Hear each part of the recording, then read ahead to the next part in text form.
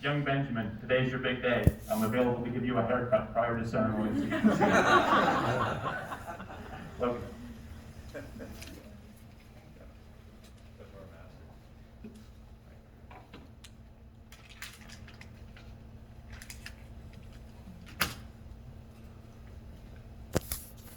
First of all, I would like to thank everyone for taking the time of their day and to come and celebrate this special moment with us. I'd also like to congratulate my fellow scouts. They worked really hard to get here, and I'm super proud of them. So thank you for everyone for coming. First, I want to talk about how I got here in the first place. I was introduced to Scouts by my friend Jackson Brandon in 5th grade. He told me about his former Cub Scout troop and all the things that they did: camping, cooking, setting up tents. That's all I really needed to hear to be instantly into it. You see, as a kid, I was very impressionable. At the time, I would watch all kinds of survival shows on the Discovery Channel: Survivor, Bear Grylls, Naked and Afraid, to name a few.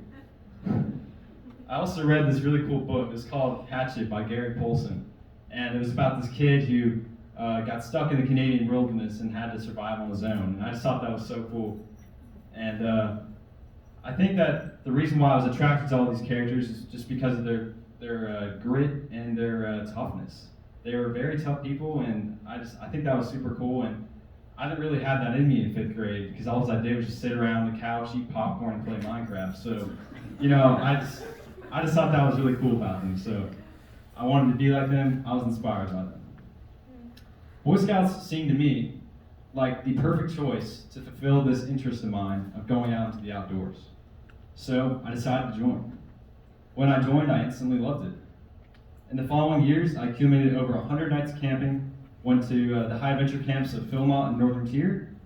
I became a senior patrol leader, and I made many lifelong friends, many of which are with me right now. During these years, I slowly, and I mean very slowly, climbed up the ranks until it was time for me to do my project and become an Eagle Scout. My project was at Seamark Ranch, which is, aside from being an extremely special place to me, a boys and girls home in a rural part of Green Cove Springs, about an hour away from where we are right now. I say it's a boys and girls home, but it really is much more than that. Seamark is home to 23 children without parents. They had parents, but they were the worst kind. All 23 children were neglected and abused, causing the state to permanently separate them from their parents. Seamark's mission is to give these kids a nurturing environment that allows them to grow and have a brighter future. Seamark's property is massive. It's about 465 acres and has 2 boys and 2 girls homes, all of which are extremely beautiful.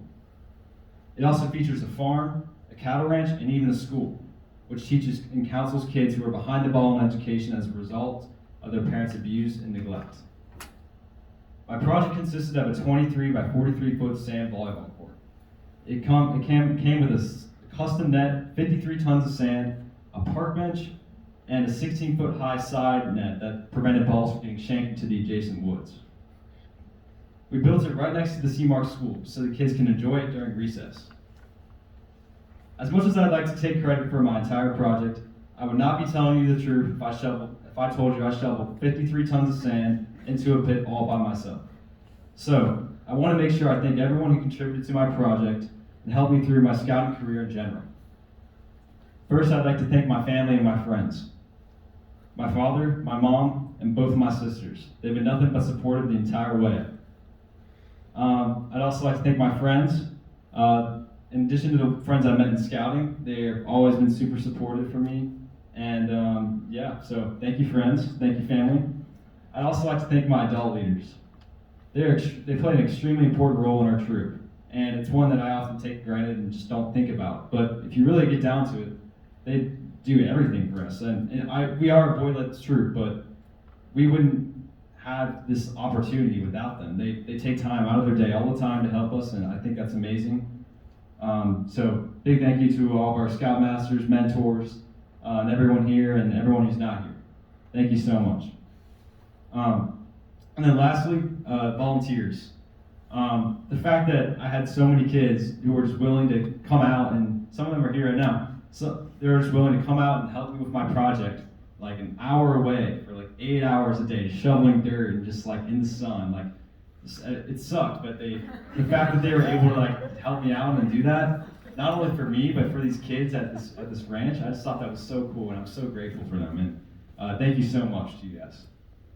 And then lastly, I'd also like to thank some of the ranch kids because they helped with the project too, and they were really great too. And they're all super sweet, and yeah, it was really nice to see them, and I think they really enjoyed the court, so that's awesome. Lastly, I'd also like to give some advice to some future scouts. Your journey to being Eagle Scout will not be easy at all. In fact, it will be really hard. There will be times where you will want to give up, but it's important that you put your head down and continue to push through. It may suck at the time, but just think of all the reward you will receive after. Remember, a scout is clean, but is not afraid to get dirty. Thank you.